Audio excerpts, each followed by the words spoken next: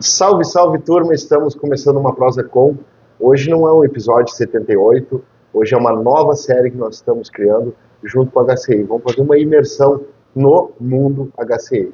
E para começar com chave de ouro, estamos aqui com o presidente, Douglas Ugeri, e a sua esposa, Fernanda Ugeri. Prazer tê-los aqui.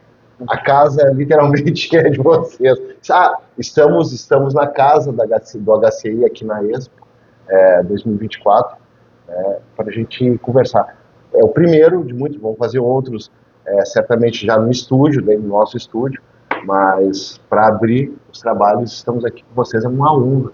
Temos aqui, o Douglas já esteve, já debutou no podcast, e a Fernanda, então, agora, primeira vez, prazer tê-la aqui. Prazer é todo meu, e eu que agradeço. Eu que agradeço a oportunidade de poder compartilhar um pouquinho, né, da nossa história, da nossa vida, né, pessoal, ao longo dos anos, profissional, que já fazem 16 anos, né, de casados, e nesses 16 anos foram muitas conquistas, alguns percalços, né, normal da vida, mas ela sofreu bastante. Mas nós estamos aí, firme e forte, né, e sim, aproveitando todos os dias uma nova oportunidade. Douglas, prazer em tê-lo. Prazer, é uma satisfação sempre conversar. Eu sempre quis que a Fernanda estivesse junto, porque às vezes a gente aparece muito como médico ou como presidente do hospital, e aqui a gente vai mostrar que a gente é uma família como qualquer outra família. Temos uma diferença que ela é de Santa Catarina, eu sou aqui do Rio Grande do Sul, então eu tive que fazer uma imersão no mundo gaúcho. Eu, como gosto de rodeio, tocar gaita, CTG, e ela, como catarinense, nunca nem conhecia uma pilcha, e que ela conheceu todo esse mundo comigo, e quando veio para o Rio Grande do Sul. E tomou gosto. Assim, né, na realidade, quando chegamos aqui, né, o Douglas me convidava, né, para ir no CTG, para ir no baile, enfim, a gente nunca dançava pelo fato de eu não saber dançar. Não sabia 2-2, chamamé, nada dessa questão, assim, dessa cultura mesmo, assim, né, das danças, do CTG, rodeio. O primeiro rodeio que ele me levou foi em Bossoroca. Eu fiquei tirando terra de mim mesma durante uma semana, assim, porque era um verãozão, assim, um calor, e nessas horas a gente pensa, né, o que eu tô fazendo aqui, né? Então eu tive a oportunidade também de fazer aula até na Academia Movimento, né, da nossa, da Lorena, da mãe do prefeito, né, da nossa cidade. Fiz aula lá, né, aula de dança. Sim. E hoje digo que danço, né, muito bem com o meu único par aqui. Eu já dancei, fiquei 7 anos e meio invernado de dança, lá do meu CTG, né, que é o Grito de Cepé, lá de Trigis. Daí eu já me criei nesse mundo. Eu tocava gaita por influência do meu padrinho, desde os 10 anos de idade. Eu toco gaita, não sei tocar, mas eu tento. E daí, nesse mundo de laçar e rodeio, cavalo, eu sempre quando eu voltei para cá, eu sabia que eu ia fazer isso. Porque é o que eu digo, tem pessoas que gostam de viajar, tem pessoas que gostam de carro, eu gosto de cavalo. É uma coisa que, se quer me encontrar feliz, é me encontrar lá fora, fazendo o que eu gosto, me divertindo. E eu tive que fazer com que a Fernanda começasse a se adaptar a esse meio. Né? Porque a Fernanda é urbana, bem urbana. Eu sou de Criciúma, né, Santa Catarina, e a vida inteira a gente morou num apartamento no centro da cidade, assim, né, então... Tinha casa na praia. Quando eu cheguei aqui, as pessoas falavam pra mim, eu moro no interior. Eu pensava assim, o que é o interior, né? Se eu já tô em Juí. É o interior né? Taulinha, isso. Eu digo assim, vamos pra fora? Isso, vamos. Não, daí eu quando falava assim, eu vou pra fora esse final de semana, daí eu perguntava, o que é pra fora? Hoje, com certeza, eu já sei tudo isso, né? Toda essa linguagem, assim, né? Gaúcha e principalmente aqui do interior. E vou dizer assim, eu gosto, né? Eu gosto muito, brinco que a minha casa é aqui na cidade, né? E a do Douglas é no Aras. Mas é porque o prazer dele vem desde pequenininho, né, eu fui criando durante o tempo que a gente veio para Ijuí, né, então foi um tempo de adaptação, os primeiros anos não foram fáceis, foram tempos bem difíceis, assim, porque eu sou uma pessoa muito saudosa da minha família, assim, né, então eu sinto muita falta, né, nós somos uma família bem grande, né, minha mãe, meu pai, que hoje infelizmente já faleceu, né, nessa época ali do Covid, e eu tenho 5 irmãs, mulheres. 5 irmãs? Isso, não, e eu tenho 7 sobrinhos.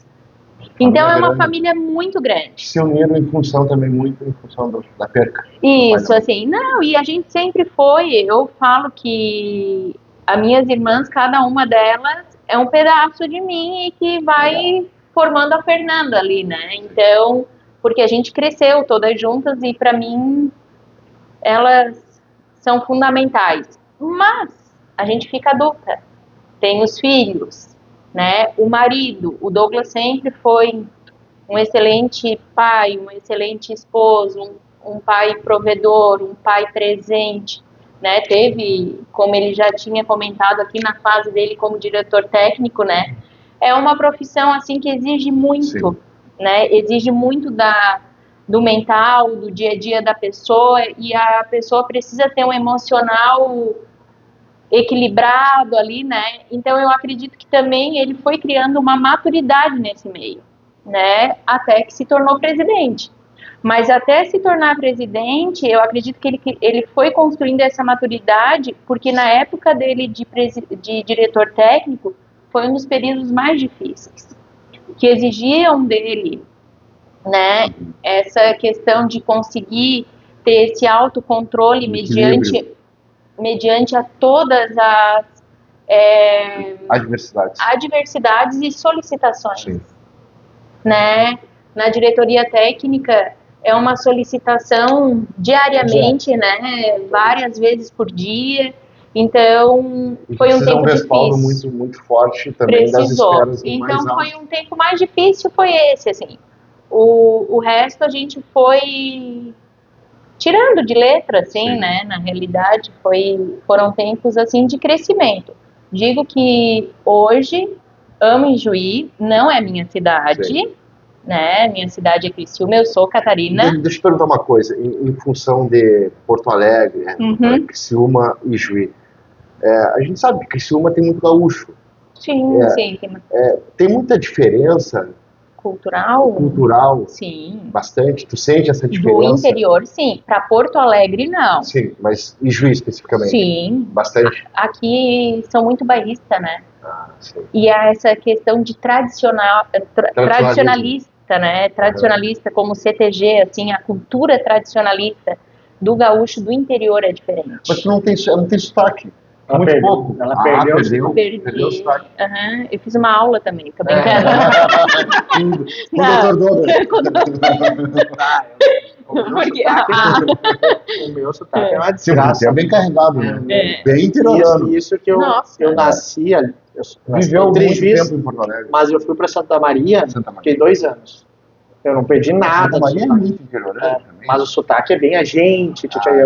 Eu não consegui mudar. Fui para Passo Fundo fazer a faculdade, daí Passo Fundo é aqui. Sim. Daí quando eu fui para Criciúma, eu parecia um extraterrestre. E daí, tipo, na semana palpilha, eu ia piochado pro hospital. E daí, lá eu ia em baile lá, eu nunca perdi. Eu botava a bandeira do Rio Grande do Sul no prédio, fazia churrasco, tudo, e não perdi o sotaque. Porto Alegre, eu falei, eu não consigo, porque parece que eu tô saindo do meu eu. Você desprende. Eu sou muito daqui, né? Douglas, me diz uma coisa, e o fato, tu que moraste em Criciúma? Sim, morei 2 anos. 2 anos. E tu acha que o pessoal, quando tá longe da tua terra, das tuas tradições, reacende mais, né? Tu fica mais vivo isso? Alguns. Tem pessoas, os realmente, que eu digo, os realmente gaúchos reacendem. Tem pessoas que os caras vão abrir o CTG lá. Tem pessoas que nasceram só. Então, assim, esses não. É o que eu digo muito também, a diferença do porto-alegrense pro interior. Sim. O porto-alegrense, ele é porto-alegrense, ele não é gaúcho. Nós somos gaúchos. Sim. É o que eu considero. O porto-alegrense tem orgulho de ser porto-alegrense e depois gaúcho. Nós não, nós somos gaúchos. Mas tu sabe que eu morei anos em Porto Alegre e, o Porto Alegre é uma cidade interiorana um pouco maior. Porque o que tem de interiorano lá, Sim. conversa com um com o outro, um é de Livramento, do Guaiana, e aí você vai. Só que se tu conhece o porto-alegrense, até o sotaque, né? Não é o nosso. O magro do bom, Não tem nada a ver com a gente. Não tem nada. E daí, daí eu me formei e acabei indo para Santa Catarina. Sim. E a história Vocês se conheceram no hospital. No hospital, em Criciúma. Em Criciúma. Porque eu fazia residência lá, em clínica médica, medicina interna. Antes de conhecer a Fernanda. Daí eu vi ela lá e daí tinha uma enfermeira que era bem minha amiga que eu pedi para apresentar ela. Só que uma história engraçada é que a minha irmã morava em Florianópolis, mora até hoje. E eu peguei o ônibus de Criciúma para Florianópolis e geralmente no ônibus eu sento e durmo. Mas aquele dia eu fiquei conversando com o senhor, daí ele perguntou para mim da onde que eu era. Eu falei, sou do Rio Grande do Sul, tô aqui em Criciúma, tô indo visitar minha irmã. Daí ele falou, tu mora em Criciúma, tá morando? Sim. Tu é solteiro ou casado? E eu falei, sou solteiro. Tem namorado? Falei, não. Então tu vai sair de Criciúma casado. Deu por quê? Caramba. Porque é cheio de mulher bonita. Tu não sai solteiro dela. Ai, muito obrigada.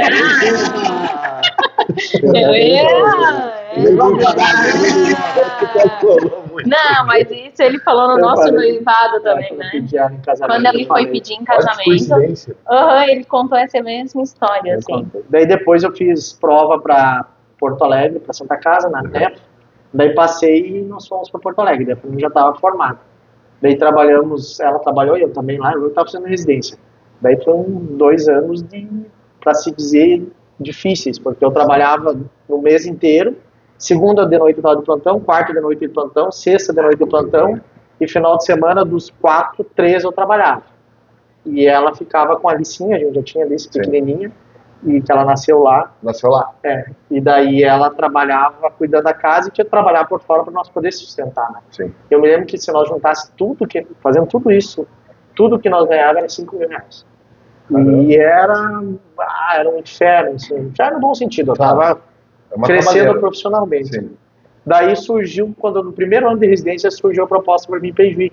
O doutor Edilson Walter, né, eu conhecia da faculdade, ele me ligou, então precisando de nef em Juiz, eu quero que venha para cá. Eu vim, conversei com a doutora Albânia na época, uma conversa só, e ela falou, não, pode vir, porque ela gostou que eu era de Juiz, né? Então era pertinho. Sim. E ela queria alguém que fosse da região. E daí eu até perguntei, ela fala pra mim que ela gostou de mim por uma coisa, que eu nunca perguntei o que eu ia ganhar. E daí eu falei que pra ela assim, eu nunca perguntei porque tudo que eu queria para trabalhar tinha aqui. O médico, se ele tiver as cartas para jogar, que é o quê? Um hospital bom, colegas bons, uma estrutura adequada, não tem como não dar certo. Então, assim, isso aí é o que o HCI proporciona para minha família. Por isso que eu digo que eu amo muito o HCI, porque tudo que eu tenho é graças ao HCI. Sim. Claro, eu trabalho na Unimed também, sim. É o hospital, eu faço plantão na Unimed, na UTI, fiz muito tempo sobre aviso clínico, agora da nefrologia, eu trabalho lá, mas eu vivo dentro do HCI, a hemodiálise é lá, eu sou da UTI, de lá, sou intensivista, trabalho lá, tenho os alunos da faculdade, nós criamos a residência médica, eu sou coordenador da residência médica em clínica médica desde a abertura, fazem 13 anos, 12 anos, já passou por nós mais de 40 residentes de medicina interna, fora todas as outras áreas. Então é um lugar que eu me sinto em casa, né? E é diferente, assim, a Fernanda, ela trabalhou na hemodiálise, trabalhou no pronto-socorro, trabalhou na clínica médica, e ela teve que sair de tudo por causa dos filhos. Quando a gente teve o segundo filho, e logo depois do terceiro, ficou um tendel mesmo. Porque ela quando a Isabelle foi programada, tudo nasceu, que é a filha do meio, e daí nós estávamos se adaptando, tudo ela engravidou. Daí surgiu o Caetano, assim, daí o Caetano não era programado. Não era programado. E o Caetano, ele era muito junto da Isabelle. Então a Isabelle tinha ciúmes da Fernanda, porque tinha que dar de mamar pro Caetano, então o Caetano ficava só comigo. Que é que todo mundo acha que a filha é grudada no pai e o filho na mãe. Mas ali, porque eu fiquei muito grudado com o Caetano, porque a Isabelle era pequenininha, que a mãe, ciúmes do Caetano. E daí, com o tempo, eles foram crescendo, daí agora não, agora eles são loucos espertos. Agora eles vão para quem tá oferecendo algo, né? Ou alguém que topa. Isso. Mas daí surgiu ser presidente do hospital, ela sofre mais do que eu, né? Sim. Toda vez que eu viajo, toda hora tem que viajar, e tem reunião, ela tem que tomar conta de tudo, e o pai, queira ou não, Eu digo, eu só soube que a mãe é mais importante que o pai quando eu virei pai. Quando eu era filho, eu achava que meu pai e minha mãe eram igual. Sim. E agora eu vi que a mãe é mais importante, só que o pai fica sempre na volta. Na volta. Quando ela não resolve, aí eu tenho que chegar. E é até desde o início a gente trabalhou muito a questão da família, né, de exemplos. A gente, queira ou não, nós somos os exemplos para os filhos. Claro. Então a gente conversa muito em relação a isso. Acho que os nossos filhos entendem bastante sobre isso, mas eles vão seguir o caminho que eles quiserem. Eu não sei se vão fazer medicina, até minha filha perguntou, ela estava querendo fazer medicina, mais velha. Ela perguntou se ela gostava muito de matemática, o que eu vou fazer? Tem que fazer o que ela faz ela feliz, não é o que me faz feliz, não é o que faz a Fernanda feliz. Ela escolhe o caminho que ela tiver. As crianças moram em Juí? Estudam em Juí? As duas meninas no CAP e o Caetano no Sagrado. O Caetano do Pisa pro Sagrado. E imagino que seja colorada. Veio pra cá colorada, né? Não. Não? Daí eu brinco assim, porque com o Douglas. O Douglas Não, sim. E eu brinco pelo fato de que, assim, ele influencia tanto a minha vida, assim, né? A vida das pessoas que convivem com ele. De uma forma positiva. De uma forma positiva, mas assim, e pelo fato do quanto ele gosta daquilo, né? As tradições. Hoje eu boto vestido de prenda, né? Nos programamos para a Semana Farroupilha, ele vai em todas as cavalgadas, eu vou junto lá nos desfiles, né? Então, tu se programa com tudo aquilo justamente de tanto que ele gosta. E em relação... Qual que era a pergunta mesmo? O Grêmio. Eu brinco assim, ó, que hoje quando eu gosto de uma pessoa e ele me fala, ou ela me fala que é colorado, eu falo, mentira, eu não acredito que tu é colorado. Daí, por quê? Eu pensei, não, tu tem cara de gremista. Tipo assim, a pessoa bem legal e simpática é gremista. Entendeu? Mas é mais ou menos assim, né? A gente não tá muito longe. Mas então eu brinco. Eu tinha o rádio do meu avô, eu tenho até hoje o rádio do meu avô. E eu ia a pé pro Olímpico, quando eu morava em Porto Alegre, e ela ficava escutando o jogo do Grêmio no rádio do meu avô. A Alicinha pequenininha, bebezinha. Daí ela, se o Grêmio perdia, ela ia dormir. Nem adiantava conversar. Teve um dia que ele não conseguiu entrar no estádio e ele falou que eu podia jogar fora todas as roupas do Grêmio dele. E daí eu pensei assim, não, então tá. Já quebrou a carteirinha? Não, queria quebrar, mas foi por causa da carteirinha que ele não entrou, e não queria. Né? No outro jogo eu já tava lá, já tava caminhando toda aquela zenha pra chegar, entende? Já tava lá na geral, levou a Licinha já na geral. Quando era no tempo da geral. Que era uma castelhana do outro lado. Sim. Eu peguei esse tempo também. E a Alicinha tinha um aninho, eu botava ela com toquinha do Grêmio, camisetinha e eu ia. Porque daí às vezes eu trabalhava no final de semana. E ela tomaram gosto com as crianças. Tomaram gosto. A Alicinha é mais que o Piá. Não sei agora. Não. Na realidade, os três, assim. Deus. A Isa que é a mais tranquila, né? A Isa, ela falou uma vez, eu tô gostando do vermelho. Falei, vamos para a arena. O que tu quiser aqui, tu pode comprar. Nunca mais. Não, nunca mais, né? É o que eu falo, eles vão para quem tá oferecendo algo. Assim. O meu pai fala assim que sempre teve uma família gremista toda, né? O meu pai, sim. Os meus avós, os dois colorados. Olha. Só que meu pai disse que tinha uma opção. Ou ser gremista ou ir embora de casa. Só que o meu avô, ele virou colorado porque o meu pai era gremista. E daí ele nem torcia para time nenhum. E o meu avô morreu no dia do meu aniversário de 1 ano. Bem certinho. 1º de novembro de 81 ele morreu, eu tinha nascido 1º de novembro de 80. E eu morava em Caibaté. E então, assim, tanto que o nome do meu menino é Caetano, por causa do meu avô. Caetano, o nome do meu avô. Daí ele influenciou, o meu pai fala que ele influenciou muito meu pai. E o meu pai sempre disse, tu tem que ser uma evolução minha. Tipo, eu sou uma evolução do teu avô e os teus filhos têm que ser uma evolução tua. Eles têm que sempre ser melhor que nós. Então, eu sempre falo que tudo que eu faço, desde o hospital, de casa, eu penso o que o meu avô vai pensar de mim, o que o meu pai pensa de mim e o que os meus filhos vão pensar de mim. Por isso que se tu sempre pensar nisso aí, não tem como fazer alguma coisa errada. Porque tu tem uma linha, uma tradição. Para te estragar um sobrenome é só um erro. Mas para te montar uma história, que eu digo a história da minha família, porque tem a família Ugério, toda a empresa Ugério, eu agora sou conselheiro até da empresa lá, meu pai é o diretor-presidente da empresa, sim, uma empresa familiar. Foi muito trabalho da família, foi muito trabalho do meu avô, que eles vieram de Juricaba, toda a família de Juricaba. Então, justamente para procurar terra. Para procurar terra. E eles iriam para Mato Queimado, pegaram um temporal e acabaram ficando em Entre Rios. E daí ali que eles resolveram ficar no Passo do Igi, que era um pouquinho do lado do Rio Igi. Sim. Daí ali foi começado tudo, que era uma quitanda, e daí começaram a vender armarinho, vender alfafa, feno, daí se criou o Gério. Que daí é a empresa que hoje nós temos aqui, também meu tio mora no Mato Grosso, tem a propriedade é lá. E ali que também eu aprendi muito de gestão, né? O meu pai é gestor, então eu sempre soube na minha cabeça que para eu dar certo na medicina, o hospital tem que estar bem. Então minha luta sempre foi o hospital estar bem. Porque se o hospital estiver bem, nós vamos estar bem. A minha família vai estar bem, a saúde da região vai estar bem, mas o hospital mal, a gente está mal. Então eu caí de paraquedas como presidente, aconteceu tudo o que aconteceu, do Paulo Stum falecer, coube a nós. Eu era vice-presidente, né? Eu era vice-presidente, mas é o que eu falei, a gente pegou a linha de trabalhar transparência. Hoje todo mundo sabe as contas do hospital, todo mundo sabe onde a gente investe, sim, todo mundo vai sempre saber que o hospital tem em primeiro lugar. Eu não estou em primeiro lugar, eu tenho uma frase que eu digo que o HCI é um hospital forte, dono do próprio futuro, é ele que manda nele, ninguém manda no HCI. Sim. E isso me deixa muito orgulhoso pelo trabalho, não meu, mas dos funcionários.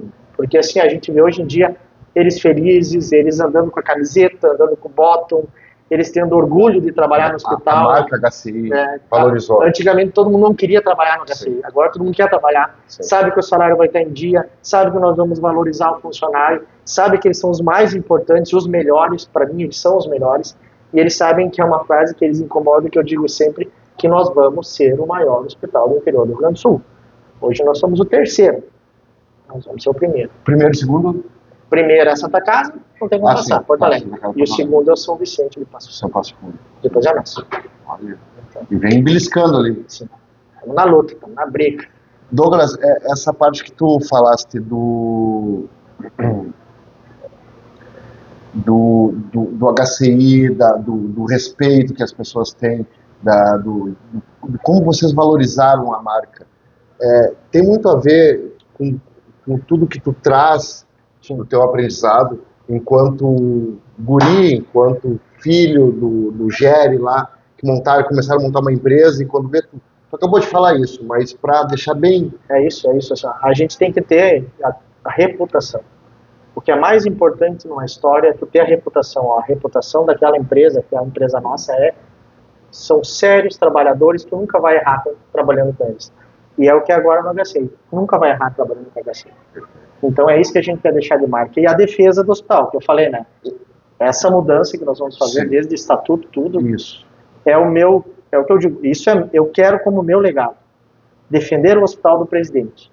Isso aí, porque a gente já teve em outro momento, e tu comentaste justamente sobre isso. Tirar poderes do presidente e dividir isso com o conselho. Isso. É isso aí que quer fazer, né? Já estamos fazendo, a gente já está fazendo um curso de gestão, eu e o Carlos Capini, porque nós vamos o conselho ter o poder, não é um presidente ter o poder. Isso defende a instituição de um presidente daqui a pouco mal intencionado. Isso, que ele quer ganhar dinheiro, que, sim, ele quer mudar, tipo, eu quero terminar com o Cacom e o Cacom vai ser meu. Eu sou presidente. Poderia? Poderia. Pode? Plenos poderes. O que a gente vai fazer, o presidente vai ter o mesmo voto que o conselheiro, porque são todos conselheiros. O presidente organiza a reunião, ele dá o norte da reunião, ele conversa com o CEO, mas ele não manda no hospital. É o que eu digo, ninguém pode mandar numa instituição filantrópica. Isso está extremamente errado. E isso é algo que nós estamos mudando, a gente vai objetivar numa próxima, se tiver assembleia, que o órgão máximo do hospital é a assembleia. Lá em cima é a assembleia, depois vem o presidente junto com o conselho. Mas o conselho não manda, o presidente não manda, ele só é mais um membro do conselho, ele nem tem direito a 2 votos. Que dizem, direito... Não. Se ele perder na votação, ele perdeu. E é só em ata, acabou. Só que quem administra é o CEO, é o diretor, e reporta para o conselho. Se o conselho não aprovar, não sai. E se o presidente decidir, não existe um presidente decidir, é o conselho. São pessoas que têm que decidir, uma pessoa só Não dá, a gente já viu toda vez que alguma pessoa é o grande líder, é a pessoa que sabe tudo, ela não sabe. E essa ideia, Douglas, tu fizeste ela, tá baseado em algum hospital, em algo que tu viste que deu certo, ou tu realmente vivenciando coisas assim? Não. É o vivenciar, e outra coisa, como a gente está fazendo o curso de gestão e de planejamento estratégico com a empresa, com a Dom Cabral, qualquer empresa séria é assim. Ninguém manda. Quem manda, o maior poder são os acionistas, e seria no nosso caso a Assembleia, e o dia a dia é o CEO, que é o diretor, com seus diretores, mas toda decisão forte passa pelo conselho, e o conselho vota. Não tem, eu sou o presidente, eu decidi. O presidente não decide nada. E nenhuma empresa grande, o presidente do conselho decide. Ele é mais um membro de uma equipe que tem que ser formada de forma heterogênea. Isso que é importante, isso a gente já tem. Tem o médico, tem o Marcos Agado, que é advogado, tem o Scapini, que é empresário, tem o Viesli, que é engenheiro, que ajuda nas obras, e é o que a gente está buscando. Tem a Liane, que é a questão da saúde, mas muito das pessoas, o Evaldir, que também é de empresa, mas a gente precisa de uma pessoa agora de tecnologia e inovação, que é o nosso próximo objetivo. O hospital não pode pensar na época da datilografia, só um computador. Tem inteligência artificial, tem o futuro, que se a gente parar, alguém passa por cima da gente. Então isso a gente já está pensando sempre. O hospital pensa não mais em 1 ano, 2 anos, 10, 20 anos. Pode não acontecer o que a gente acha, mas vai acontecer. Todo mundo não acreditava que nós íamos organizar o hospital, agora está bem organizado. O Hospital da Criança? Já está, o Alan está em Porto Alegre, em Porto Alegre, em Brasília, está voltando amanhã. Estamos evoluindo nisso. O angiógrafo já está, em fevereiro a gente instala um novo angiógrafo. O acelerador linear, estamos terminando agora de cotar para comprar um novo, para no máximo metade do ano que vem também estar funcionando. Com o governo do estado já estamos negociando a ampliação do bloco cirúrgico, a secretária Rita já conversou comigo e dará ok. Estamos para criar uma nova UTI adulto. Todo mundo reclama que o hospital não tem leito. Nós vamos criar mais 10 leitos, serão 30 leitos de UTI adulto. Então o hospital não tem como não dar certo. Numa cidade como essa, que é muito boa. Muito centralizada geograficamente. Geograficamente. Um povo que é muito bom, uma região que é muito boa. Todo mundo diz que a gente é pobre, a gente não é pobre. E a gente é trabalhador. Só precisa organizar. E a gente está cada vez mais organizando, está entendendo que tem a meritocracia, que cada um tem que trabalhar, tem que receber por isso, mas tem que valorizar as empresas, valorizar o que dá certo, valorizar o HCI, valorizar o Unimed, valorizar o Bom Pastor. Na questão da saúde, são hospitais que têm todo o poder de crescer. Trabalhar junto. Claro, é o que eu digo assim, eu cheguei aqui e tinha uma frase, os pra lá do trilho, eu não sabia o que era pra lá do trilho, era um Nijuí. Os pra lá do trilho não se dão com a gente. O que é pra lá do trilho? Era um Nijuí que não se dava com a HCI. E agora a gente está sempre junto. Trazem as turmas para faculdade de medicina, tem a faculdade de enfermagem, fiz tudo lá dentro. E é isso, quanto mais nós nos unirmos, mais o Juiz vai crescer. Porque vem gente de tudo que é lugar, né? Então, eu de Criciúma. Fernanda, e aí, Fernanda? Tu trabalha lá dentro, como é que é o mundo HCI? Essa frase eu copiei do Douglas. Isso. Não, então, o mundo HCI, tu trabalha assim com prazer mesmo, sabe?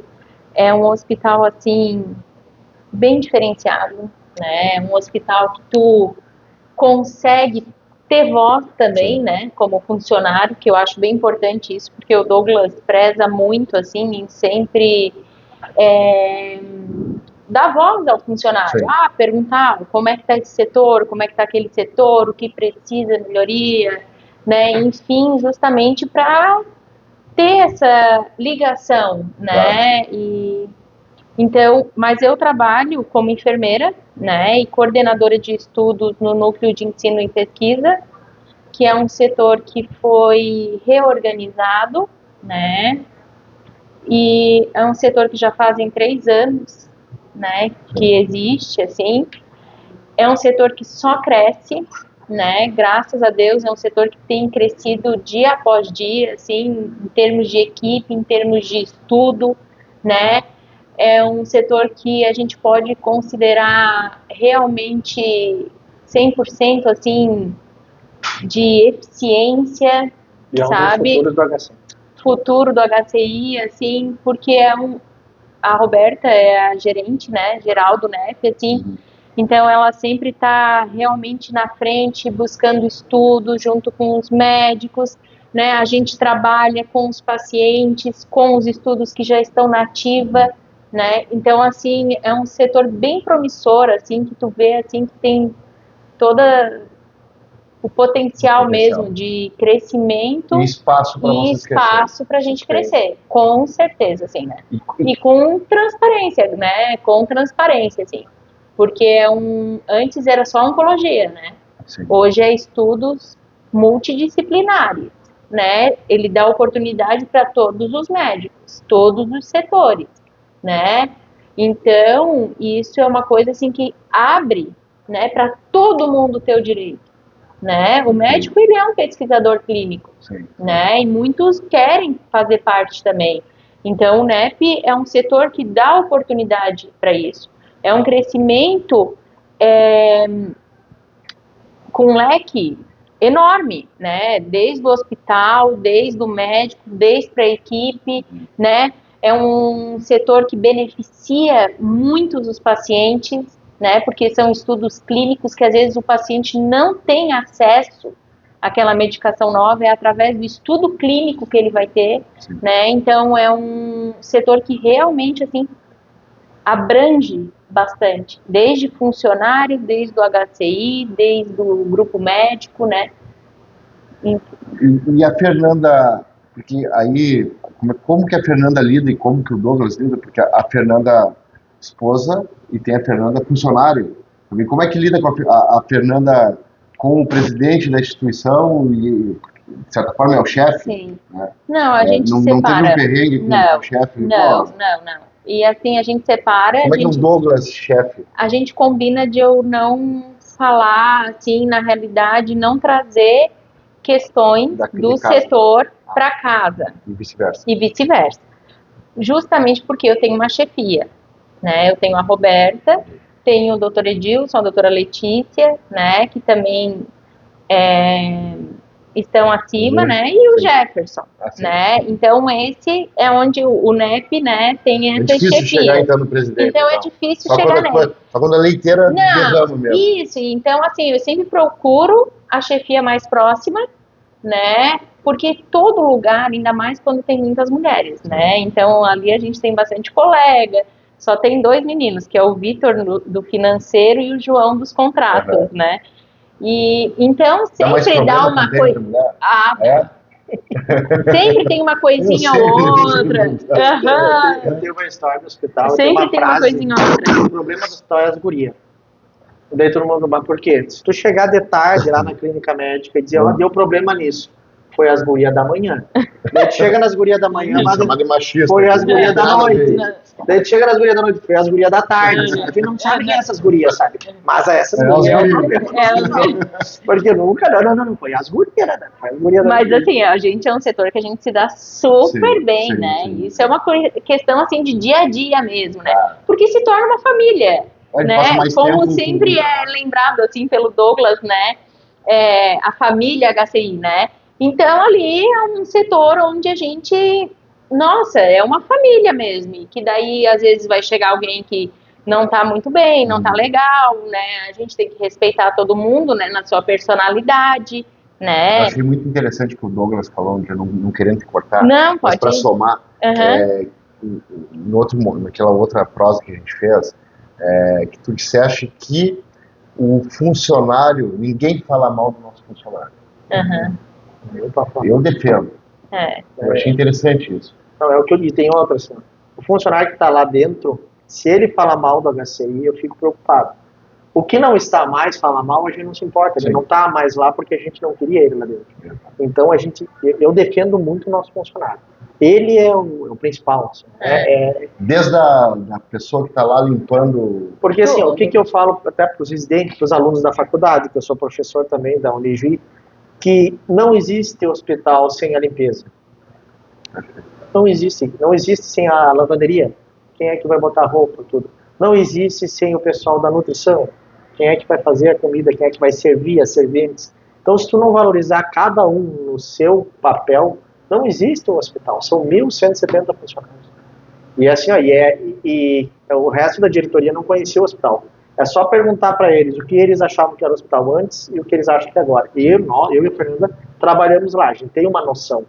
Mas a Marília, por exemplo, ninguém tem noção do que é o hospital. Porque é muita coisa. É uma cidade. Uma cidade. E tudo que acontece, às vezes, a culpa é do presidente. Já aconteceu vários casos que eu nem sabia eu nem sabia o que estava acontecendo.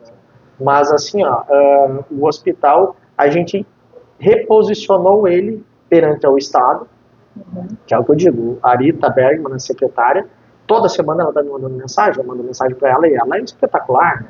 A gente vai conversar com os deputados estaduais, federais, todos valorizam a HCI. Só para ver o que aconteceu esses últimos dias, aquele helicóptero chegando, a cidade inteira, que não sabia o que era um paciente da região de Rosário vindo para nós, e a gente nem sabia desse paciente. Foi um paciente vaga zero, que a gente diz assim, ó, o Estado simplesmente mandou. Infelizmente, a gente fez um procedimento e a paciente veio a falecer, porque ela era um politrauma, né, um acidente muito grave lá. Mas isso para mostrar que lá de Rosário, a importância do HCI, que não era a nossa referência, mas eles passaram por Santa Maria e vieram aqui. Por quê? Pela excelência do nosso serviço. E a paciente não faleceu por causa do nosso, porque era uma falta de serviço. Era uma oclusão, ela já estava ruim. Mas isso mostra que o Estado inteiro vê o HCI com os olhos diferentes. E é o que a gente queria. A gente queria mostrar para o Estado que o HCI é bom, e os nossos funcionários são bons, que a gente tem orgulho de estar lá, que é difícil, que tem problemas, que a gente tem que melhorar, a gente sempre está melhorando, mas que a gente tem uma excelência que dá inveja para toda a região. Tanto que a gente brinca, né, que os funcionários, tipo assim, eu como funcionária, se hoje eu tenho algo, acontece alguma coisa, eu quero ir pro HCI. Por se sentir segura. E por eu saber quem vai estar lá, né? Não é desmerecendo, né, nenhum outro serviço, mas é a segurança do serviço, né? E pelo fato de tu estar lá dentro, né? Pior, e ter dúvida, porque pior é aquele, né? Que daí às vezes tá lá dentro, olha, não, mas não me traga pra cá porque eu sei como o serviço funciona, né? Então, não, se tu tá lá e tem conhecimento, né, clínico, enfim, tu consegue realmente ter essa certeza. Se acontecer alguma coisa, eu quero ser atendida aqui. E fazer parte desse projeto que está dando certo, isso é um orgulho do campo. Né? É o que eu digo, a gente tem que deixar um legado, né? Sim. É o que o presidente do hospital não ganha R$1, né? E as pessoas... Por que os meus colegas não entendem por que eu gosto de ser presidente? Eu gosto de ser presidente. É porque, como o meu pai fez, o meu avô fez, a gente precisa passar pelo mundo e fazer coisa boa. Não precisa valorizar, todo mundo diz, olha lá, não é isso. Na cabeça da gente, eu saber que a minha esposa, o meu pai, a minha mãe, os meus filhos veem que eu estou fazendo uma coisa boa, esse é o maior legado. E muitas pessoas acham que o legado é dinheiro. O dinheiro é uma consequência de um trabalho, mas na questão do hospital é muito maior que isso. Assim, é um orgulho de ver uma instituição que, queira ou não, estava com uma imagem manchada, sendo limpado não só as paredes que nós estamos limpando, mas ser limpado perante o Brasil inteiro. Hoje a gente tem orgulho de dizer que trabalha na HCI, que a gente é de Ijuí, leva o Ijuí no nome, que a gente faz uma medicina com qualidade, que a gente não perde para município nenhum o tratamento. Isso, claro, isso despende muito trabalho, né? Estresse bastante. Eu tenho meus lugares para desestressar, que além do Aras é a luta, né? Eu faço Muay Thai e Jiu-Jitsu, as duas coisas, vivo machucado, mas... Bate mais ou apanha? Acho que a gente mais apanha. Apanha mais no hospital e apanha no Jiu-Jitsu, apanha no Muay Thai. Mas para a cabeça é maravilhoso. É muito bom. O Jiu-Jitsu faz 2 anos que eu faço, 1 ano e meio para 2. O Muay Thai faz 12 anos que eu faço. 12 anos? Desde que eu cheguei em Juiz. Tem ruim de meter contigo, então. Não. Ele deixa a pessoa tranquila. O Muay Thai e o Jiu-Jitsu, principalmente o Jiu-Jitsu, é algo que faz a gente mudar a cabeça. Né? E parece que é mentira. O Thiago, que é o meu professor das duas lutas, ele diz assim, faz tu ter uma concentração, saber lidar com pressão. E também é bom para a saúde e é bom para se defender. Né? É sempre bom a gente se defender, ainda mais que é marido de uma esposa muito bonita. Brava. Obrigada. Mas assim, mas isso faz a gente conseguir lidar com pressão e conseguir tirar a pressão. Quando eu paro de treinar, eu começo a ficar chato, mais do que realmente eu sou. Que endorfina, né? Endorfina, e isso regula muito.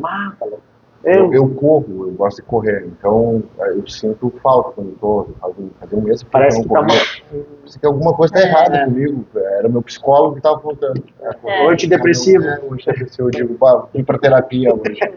Aí tu sai, e ninguém entende quando tu sai demolido do trabalho, às vezes, e vai treinar, e tu sai mais cansado, mas às vezes a canseira... Ontem eu fiz 24 horas de plantão, entrei às 8 da noite, saí às 8 da noite.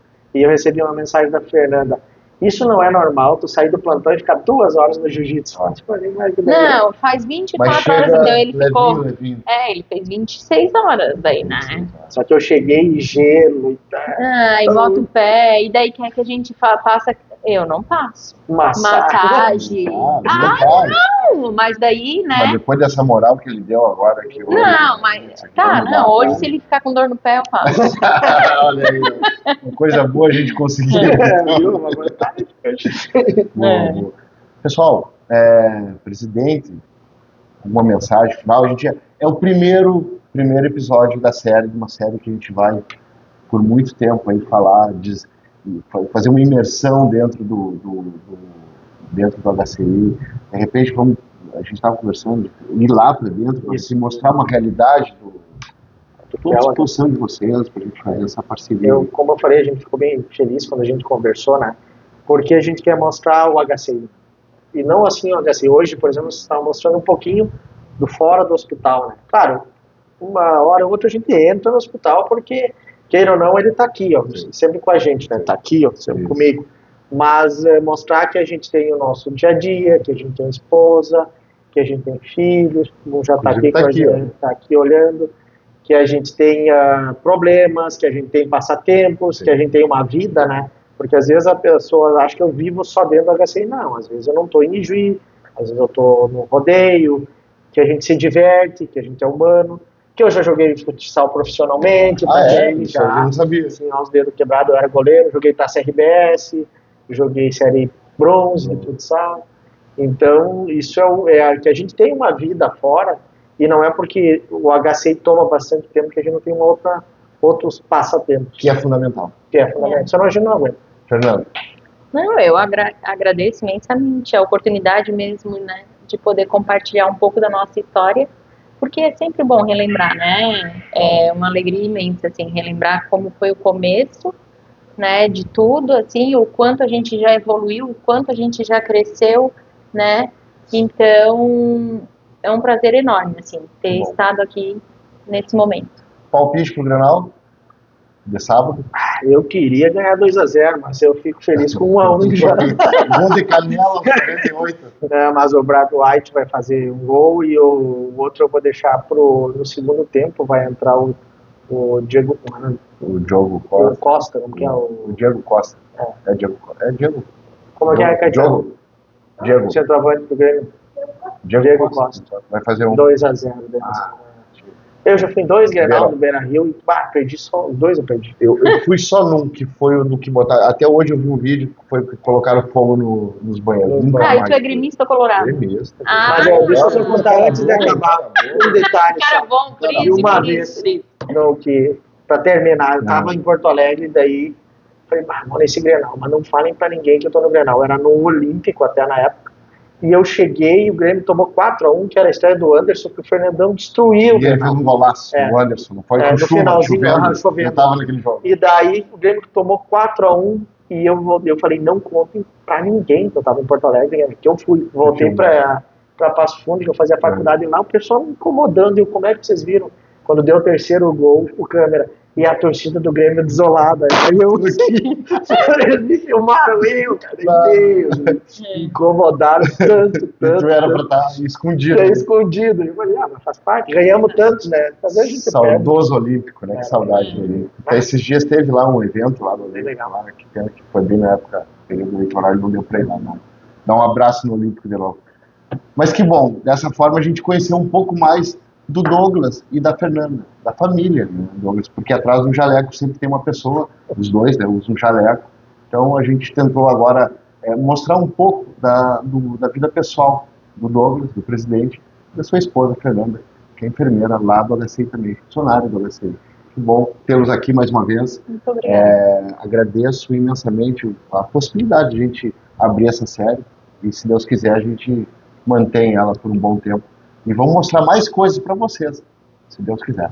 Um abraço, uma ótima semana para vocês, um ótimo mês. Nos vemos em breve. Tchau, tchau.